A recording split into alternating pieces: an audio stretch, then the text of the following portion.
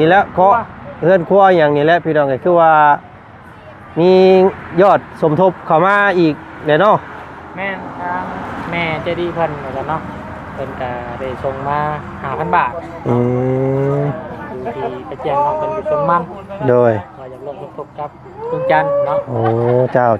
ม่กลัวครับน้องซอนเพิ่นแหละโดยก็ถือว่าเป็น 20,000แล้วตอนนี้เนาะแม่มันต้องสูงตัวเฮือนใหญ่คำว่าสิเฮ็ดอันว่านั่นน่ะนะเพราะเฮือนเรามันเป็นซัวเฮือนน้อยนี่พี่น้องเฮือนต่ำเนาะมันบ่งนี่บ่สูงกว่าแม่นเขาว่าจะเอาวิทูเฮานี่ก็สินะพี่แล้วมันสิขึ้นพุ่นมันสิเครื่องเฮือนมาพี่น้องช้อนมาต้อนรับอันเพื่อนบ้านก่อนเนาะเพิ่นมาเยี่ยมมายามพอกินข้าวแน่ข้าวพี่ให้มันยืนอยู่พี่นี่แหละเฮือนซ่านของน้องเพิ่นเฮือนซ่านได้มาฮอดเลยเนาะที่มาเฮือนน้องยังหาที่กินเคยแม่จักเทื่อบ่น้องครั้งแรกเลยครั้งแรกเลยแพ็คคู่ครั้งแรกอีกครั้งแรกพี่น้องเลยครั้งแรกของน้องนางน้อยอันน้องสาวหลาน้อยเพิ่นเนาะอย่าเคินทุกคนบ่ดีเว้ยเป็นได้น่ะดึกกระตักบ่จะเต้นอยู่บ่เอาเพื่อผ้าฝนตกในภายภาคหน้าเนาะพอน้องเพิ่นได้แวะมาส้นผ้าส้นฝนเป็นตึกอยู่บ่เนาะชื่อหน้าชื่อตากันไว้ฮักแพงกันไว้นี่ฮะปีกล้วยสิเฮ็ดหยังบัดนี้แม่คุณให้ผู้สาวพุ่นสิเอาของฝากบ่สิเอาของฝากบ่บ่มีแนวฝากเอามาเอาปีกล้วยเอาไปฝากน้องเพิ่นเถอะไปโดยเพิ่นก็มีน้ำใจได้พี่น้องบ่มีหยังให้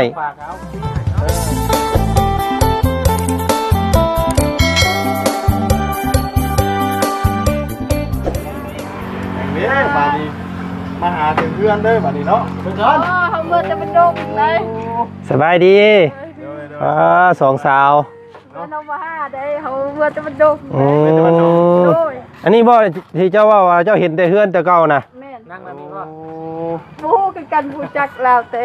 ผ่านไปผ่านมาดิเนาะน้องซ้อนมาพี่น้องซ้อนมาต้อนรับอันเพื่อนบ้านก่อนเนาะเพิ่นมาเยี่ยมมายามพอกินข้าวแน่พี่ให้มันยืนอยู่พี่นี่แหละเฮือนซ่านของน้องเพิ่นเฮือนซ่านได้มาฮอดเลยเนาะที่มาเฮือนน้องยังหาที่กินอ้าวว้าวเสียใจน้ำจ้าเฮ้ยเนาะบ่มีน้ำเป็นขวดน้อยให้เพิ่นเนาะน้องเนาะต้องมีน้ำเป็นขวดนั่นเนาะเราไปเห็นน้ำมันนี่น้ำสะอาดแล้วว่ะเรากินแต่น้ำมันนั่นได้น้ำฝนป่ะน้ำฝนเอาพี่น้องเลยเนาะอันมาแต่เวียกแต่งานเนาะก็เลยแวะมาลองเบิ่งเนาะบ่เคยแวะจักเทื่อบ่น้องครั้งแรกเลยครั้งแรกเลยแพ็คคู่ครั้งแรกอีกครั้งแรกพี่น้องเลยครั้งแรกของน้องนางน้อยอันน้องสาวหลาน้อยเพิ่นเนาะอย่าเคินทุกคนบ่ดีเว้ยเป็นได้น่ะดึกกระตักบ่จะเต้นอยู่บ่เอาเพื่อผ้าฝนตกในภายภาคหน้าเนาะพอน้องเพิ่นได้แวะมาส้นผ้าส้นฝน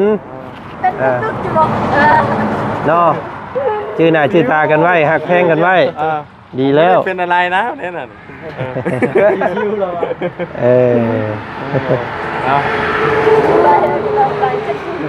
สิมื้อหา1เข้าบ่บัดนี้โดยน้องสอนได้1แล้วบ่เจ้าเรียบร้อยแล้วโดยโอ้มียังจะกินแรงมื้อแรงกินไข่ แซ่บบ่กินไข่แซ่บแรกก็พอกินอยู่พอกินแน่หาเรียนเฮาบ่มีคุยเนาะทางสาวก็ได้พี่น้องเอ้ยสาววายดิเอาหักแพงกันไว้เด้อเนาะพอได้กายไปกายมาพอได้เอิ้นใส่กันเนาะพอได้คันหมดน้ำมันรถสบายพอได้อย่างงี้พอได้มีคนอยู่ซอยแม่นเจ้าสิอยู่ให้เราสิอยู่ให้เจ้าแล้วเบิ่งดีว่าเบิ่งจะบ้าของเรานักติเอาพิเศษชุดได้มื้อนี้พี่น้องไงเนาะทางน้องหลานน้อยเพิ่นมาแวะเยี่ยมยามเนาะนี่แหละเฮือนซานบ้านซองเอาพี่น้องไงทักทายสบายดีบรรยากาศตอนค่ำเนาะทางวันจันทร์ก็สิเข้ามานี่แหละพี่น้องไงเนาะดำเนินการเรื่องก็เห็นหมู่บ้านนี่แหละครั้งแรกเป็นค จังเลยว่า จักสิเอิ้นว่าห้องครัวจักสิเฮ็ดแบบใดเนาะเห็นทางเบาบุญเพิ่นแจ้งสมทบเข้ามาแล้วพี่น้องเอ้ยมื้อนี้เนาะ5,000 บาทเนาะก็เป็น 20,000แล้วบัดนี้พี่น้องเอ้ยหลายคู่หลายคนเพิ่นก็ว่าอยากให้เฮ็ดเป็นทรงสูงคือเก่าเฮ็ด6ต้นก็ออกมาว่าซั่นพี่น้องเอ้ยเนาะสิได้เป็นเรือนหอบ่หรือว่าจังใดเนาะก็จักสิว่าจังใดพี่น้องเอ้ยบัดทีนี้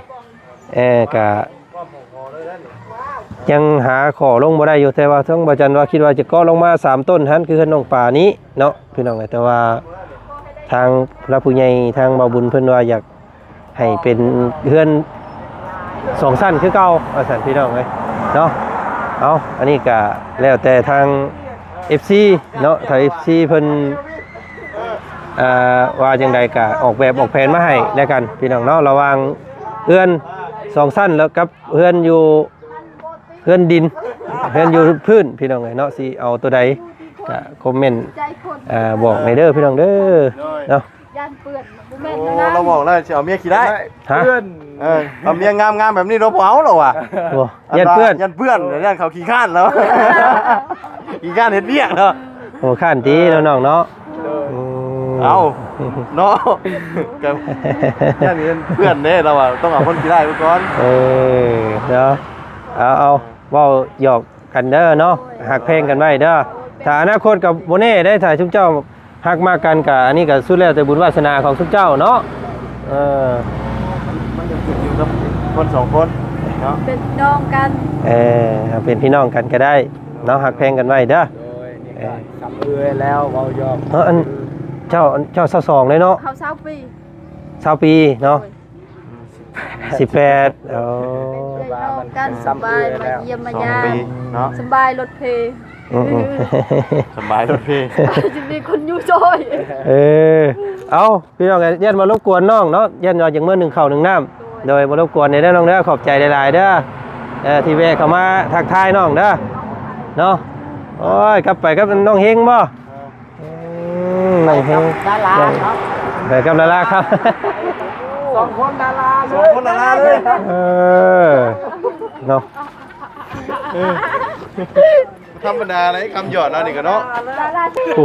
ทั้งกองเชียร์ทั้งนั้นก็เนาะรุ่นกันอยู่ทั้งนั้นก็ได้พี่น้อง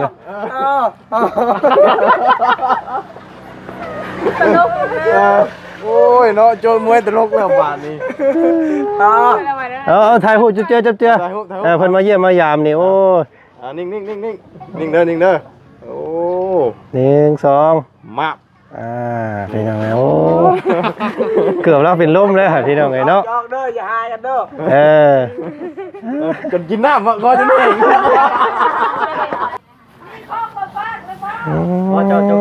อันนี้บ่เอาอันยังอันนี้ ปีก ฮะ ปีกกล้วย ปีกล้วยสิเฮ็ดยังบัดนี้ อเมียน เอา ให้ผู้สาวพุ่น สิเอาของฝากบ่สิเอาของฝากบ่บ่มีแนวฝากเอามาเอาปีกล้วยเอาไปฝากน้องเพิ่นเถอะไป โดย เพิ่นก็มีน้ำใจได้พี่น้องบ่มีหยังให้ ฝากเอาปีให้เนาะ บ่มีแนวให้อันเพิ่นเอาปีกล้วยให้โอ้ ส่วนกินต้มมีเนาะ จักสิต้อนรับเพิ่นได้เราว่าบ่มีหยังเราก็ได้พี่น้องเอ้ย เอามาล้มเรื่องตัวนี้ต่อก่อนบัดนี้เรื่องนี้แหละเคาะเฮือนครัวอย่างนี้แหละพี่น้องเอ้ยคือว่ามียอดสมทบเข้ามาอีกเด้เนาะ แม่ทางแม่เจดีเพิ่นเหมือนกันเนาะเพิ่นก็ได้ส่งมา5,000 บาทที่ไปแจ้งน้องเป็นอยู่ชนมันโดยว่าอยากลงทุนกับลุงจันทร์เนาะ โอ้เจ้า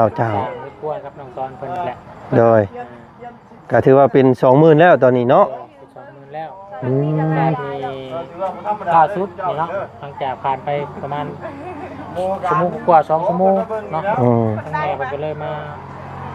ส่งข้อความหาบุญตื้ม โดย ทางบุญลองศึกษากับลุงจันทร์เบิ่งว่าซั่นเนาะแม่เพิ่นว่าอยากช่วยแล้วออกความคิดเห็นนะเนาะเราจะสร้างให้น้องซ้อนนี่แบบทรงสูงแบบเก่านะทรงสูงแบบเก่าแหละ เมื่ออนาคตข้างหน้าลองซ้อนได้ลูกให้แม่ไปเนาะอย่างให้เพิ่นอยู่เถิง แต่ทั้งรูมมันน่ะสิเฮ็ดห้องน้ำห้องครัวสิบ่มันสิเป็น ใส่ประมาณงบ มันสิเป็นไปได้อยู่บ่เพอเฮือนเราต่ำได้ตัวเป็นไปได้เนี่ยเป็นไปได้ แต่ว่าแต่ว่ามันต่ำ แต่มันสิเฮ็ดอันห้องครัวหรือว่าตารางน่ะยันมัน ถ้าว่าสิสูงเพิ่น แม่นมันต้องสูงตัวเฮือนใหญ่เขาว่าสิเฮ็ดอันว่านั่นน่ะนะเพราะว่าเฮือนเรามันเป็นซัวเฮือนน้อยนี่พี่น้องเฮือนต่ำเนาะ มันนี่นะ มันบ่งนี้บ่สูงกว่า พวกสูงคนใหญ่ แม่น ถ้าว่าจะเอาวิทูเฮานี่ก็สินะ พี่แหละมันสิขึ้นพุ่นมันสิเครื่องเฮือนพุ่นนะมันสิเข้ากันอยู่บ่บ่า เนาะมันพอดีกระเทินเลยพี่น้องเอ้ยจังไดเนาะ จักสิเฮ็ดจังได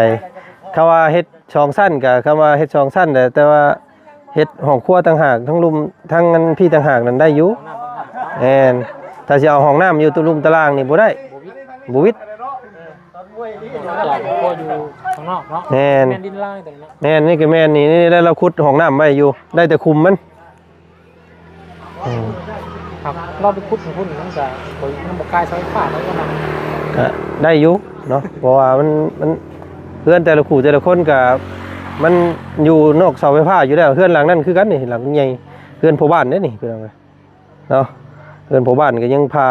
ครึ่งเลยเพื่อนเราพี่น้องเอ้ยเนาะเฮ็ดฮู้มันอยู่นี่ก็ได้อยู่แต่ห้องน้ำห้องพี่ก็ได้เนาะ แม่น ตัวห้องน้ำ ตัวห้องน้ำที่อยู่หมุงนี่แหละคำว่าเฮ็ดนะญาติแม่พวกการทำงานเป็น อืม ก็ได้เนาะหลายปีไป แม่น เดี๋ยวก็นี่แหละ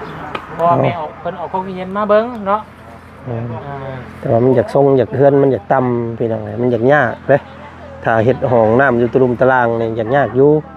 เนาะคำว่าเฮ็ดเป็นเฮ็ดเฮือนก็ออกมาอยากให้เป็นทรงเดิมนั่นได้อยู่แต่ว่ามันบ่ต้องเอาห้องน้ำอยู่ตารางนะ เนาะก็ยังบ่ทันสรุปกันได้ฉบับนี้พี่น้องเอ้ยเนาะคิด เบิ่งดูพี่น้องแม่มันก็ให้ แบบแผนใหม่แล้วฉบับนี้เนาะ หาเบิ่งก่อน เพราะมันก็ต่ำนะเราเลาะเบิ่งทั้งพี่กันเด้พี่น้องเอ้ยมันเพราะว่าเฮือนทั้งเฮือนครัวเรานี่มันสิสูงกว่าเฮือนใหญ่เนาะดินดอนมันนี่นะนี่น่ะไม้ต่อหอกตามเราก็ยังบ่ทันได้ขนออกอยู่พี่น้องเอ้ยเนาะพังเบิ่งก่อนซะมื้อนี้อย่าค่ำเลยเนาะสิพังมื้ออื่นสิพาน้องเพิ่นย้ายไม้ย้ายตอกนี่ออกก่อนแล้วเคลียร์เบิ่งก่อนว่ามันสิเป็นไปได้บ่ แต่ว่าเพิ่มบ้านนี่ แม่น ต้องเพิ่มเป็น3เสาเนาะ ก็ว่าก็ออกมาคือข่อยเฮ็ดนี่3เสาคือเฮ็ดแบบซี่ก็3เสาคือกันก็ได้เนาะมันพอดีเอาเสาตัวนี้เป็นอันนั้นเลยแต่ว่ามันต้องเขาว่าเฮ็ดห้องน้ำอยู่ลุ่มเนี่ยมันต้องรับท่วมหัวเนาะแต่ที่นี่ว่าบุญยืนนี่ก็ยังนั่นแหละพี่น้องเนาะ ชีวิตหัวเพิ่นใหญ่ แม่นคำชีวิตหัวนี่มันต้องสูงกว่าเฮือนใหญ่ตัวนี้ นะเฮ็ดจังใดเด้บาดนี่พี่น้องเนาะ ขั้วสูงเพิ่นใหญ่บ่มันสิคือบ่เนาะ เนี่ยมันบ่คือแล้ว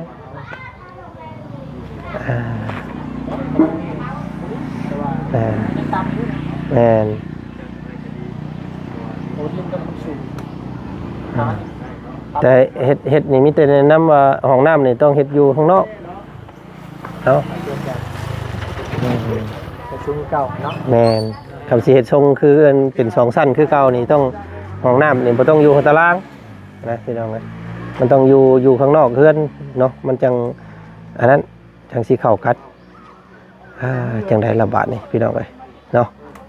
พากันคิดกันล้มกันใหม่แล้วสัตว์บัดนี้เนาะตะกี้ว่าอาจารย์ว่าคิดว่าสิเอาเสาดินเนาะคือเฮือนน้องปลานี้พี่น้องเอ้ยจึ๊บลงไปหั่นแล้วก็เฮ็ดประตูเข้าวงนี้1ทะลุออกฝั่งนั้น1เฮานะเพื่อเพิ่นน้องเพิ่นเฮ็ดห้องน้ำห้องในแล้วก็จุพื้นจุไฟเรือนเราก็ใหญ่อยู่กัน2คนนึงพี่น้องเอ้ยเนาะถ้าเราเอาลูกเอาเมียมาเราก็พ่อเราก็สินอนอยู่พี่ก็ได้เนาะเอาเตียงยังมานอนอยู่เฮือนครัวพี่ก็ได้หรือว่าเราสิแบ่งมันมีห้องอยู่พี่น้องห้องพ่อห้องลูกอยู่เนาะเฮือนเรามัน2คนนึงได้อยู่จังได๋ล่ะพี่น้องเอ้ยไอ้งบกับมันก็สิบ่หวานปลายเนาะงบก็พอดีสำหรับพี่น้องเอ้ย14,000 20,000 30,000 บาทนี่ก็คือสิสำเร็จนะสาคิดว่า เอาความคิดกังวลเนาะว่าแบบว่าเนี่ยก็เป็นอะไรใส่งบตัวนี้ประหยัดคือลงทุนเฮ็ดเนาะเพราะว่าเฮามีงบที่ไงเป็นอยากไปช่วยน้องซ้อนนี่สมมุติว่าอยากคิดถ้ามันเหลือนะก็เป็นไปได้นะมีและพี่น้องเลยเนาะ พี่เปลี่ยนผ้าใส่ปงยงปงเยี่ยมให้เราพี่ก็สิโอเคกว่าเนาะ งบมันน้องคนมีงบเปลี่ยนจากคุณยายที่บุญเพิ่นนะ โดย เฮาอยากเป็นยังก็อยากผ่อนหรือว่าอยากประหยัดงบขนาดนั้นนี่แม่มันเสนอมาซื่อๆน้องเบิ่งซื่อ ลองเบิ้งฉันเนาะค่ะ แต่ว่าอยู่นี่ก็อยู่กัน2คนอีกคนนึงมาอยู่กับบ่ดี แน่นเหตุการณ์ห้องให้เราหันคำว่ามีงบนะกับเมียอันผัวกับเมียเราอยู่ข้างในห้องพ่อก็นอนนอกเนาะก็ได้ เพื่อนนี่คุณนี่บ่ฮอดห่วง6นี่ยาวนี่6ยาว ประมาณ 4หรือ5นี่แหละพี่น้อง5คูณ6เนาะเพื่อน5คูณ6ซ้ำเพื่อนที่เฮาเฮ็ดปกติ โครงห่างแน่นหนาเบิดไม่ใหญ่เบิดแต่ว่าหลังคากับผากระจกกระจาดนี้มันบ่อยากมีเนาะมันบ่ดี แต่ว่าไม่แค่เดินกันไปเชล่าข้างล่างนี่ห้อย โอ้ น้องละน้อยอาจจะเลี้ยวจนพ่อบิดผมยักษ์ที่นั่งเลย เนาะเอาสีงามๆมาใส่ให้เนาะ สรุปตาได้ด้วยเนาะเปลี่ยนแม่เชล่าเนาะ มีตรงมีแค่นั่งอยู่ตะลุมตะลางเนาะพอได้มาแวะเนาะ หาไม่บ่ เสื้อผ้าใหม่แกออกสุดท้ายเก่าเสื้อผ้าใหม่อีเลียจนคอมบิดเลย เสื้อใหม่มันก็งามเลยเนาะใส่ไปส่งเสื้อเก่ามันขาดหมันแล้ว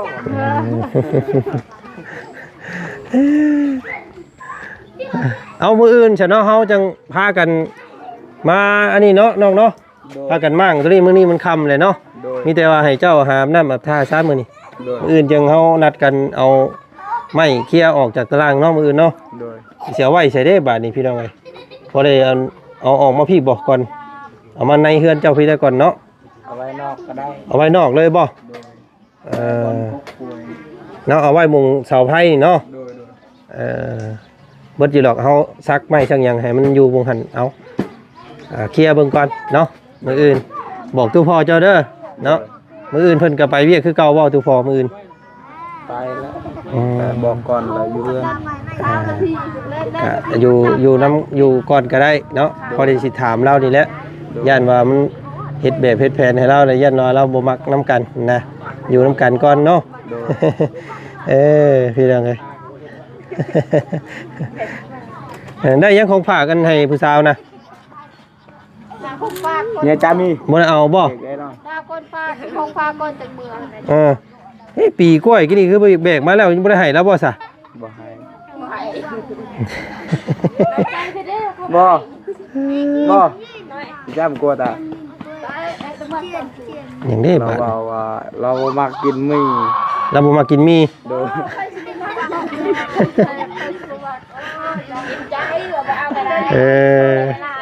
เอาไว้ให้เจ้ากินช้าเพิ่นเจ้าเห็นเจ้ากินเก่งเนาะกินเจ้ากินหลาย โดย น้องเพิ่นก็พอมีกินอยู่ โดย ให้เจ้ากินช้าว่าซั่นเนาะบ่เอาฝากกะยาเนาะ โดย มีเดือกินซะก่อนจังฝากเพิ่นเนาะ โดย เห็นเสียเลยฮะกองเสียเนาะนั่งเสียอยู่พี่น้องเลยกลัวแซวเมื่อกี้นี่เนาะเห็นน้องสอนเคินผู้สาวพี่น้องเลยโอ้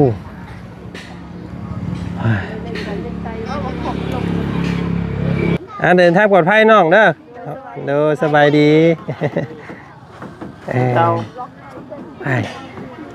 ครูแพทย์พี่น้องเลยเนาะ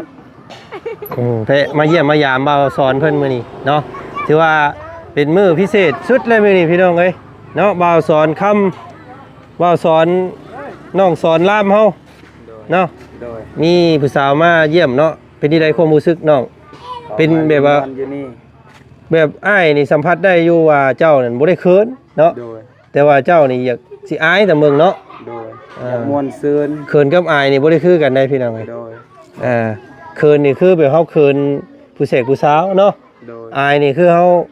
นี่แหละเนาะเฮือนซานเฮาเนาะบ่มีของฝากของต้อนเพิ่นเนาะ โดย ก็สิเก่งๆนิดนึงเนาะ โดย บ่เป็นหยังน้องเอ้ยคอยซ่อมคอยแซมเอาเนาะ โดย มื้อหน้ามื้อในสิพา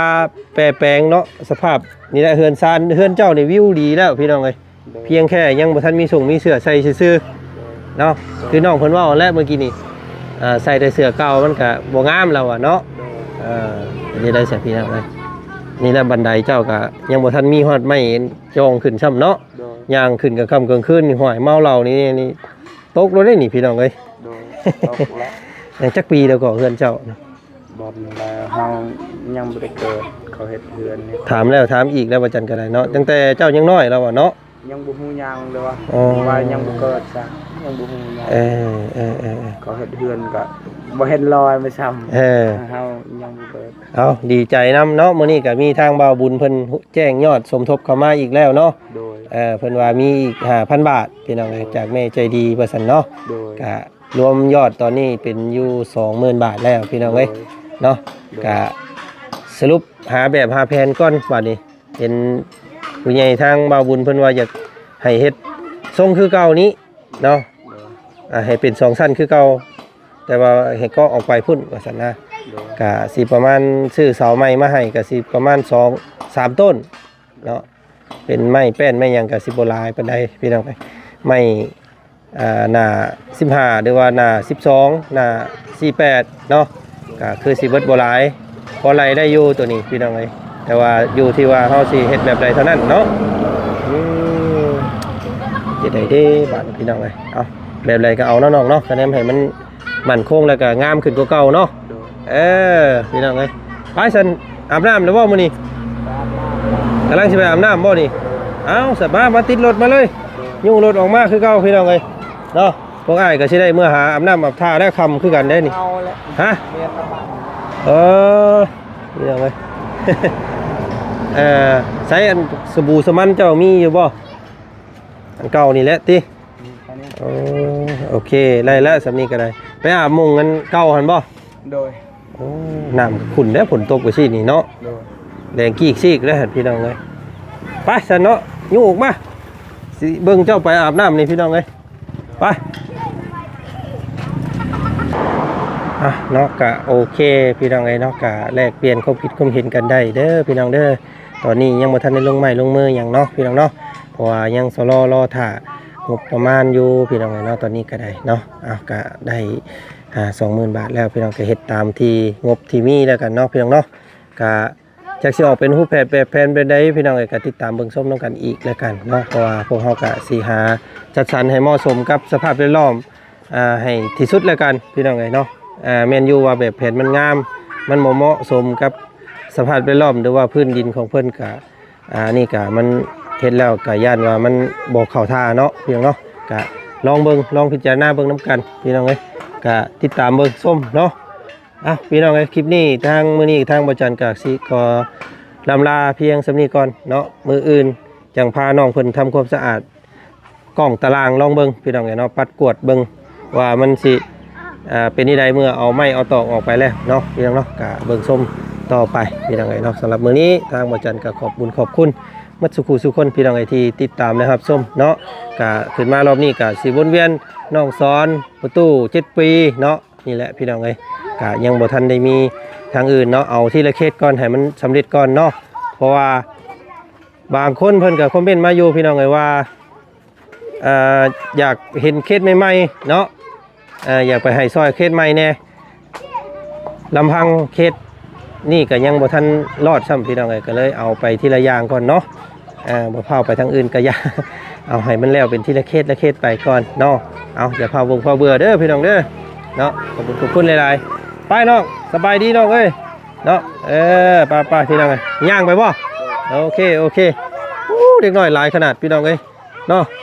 บ้านสะแล้วเมืองเซปูนเด้อพี่น้องเด้อเนาะโถฟ้าหลังฝนพี่น้องงามเนาะสีฟ้าข้ามอำล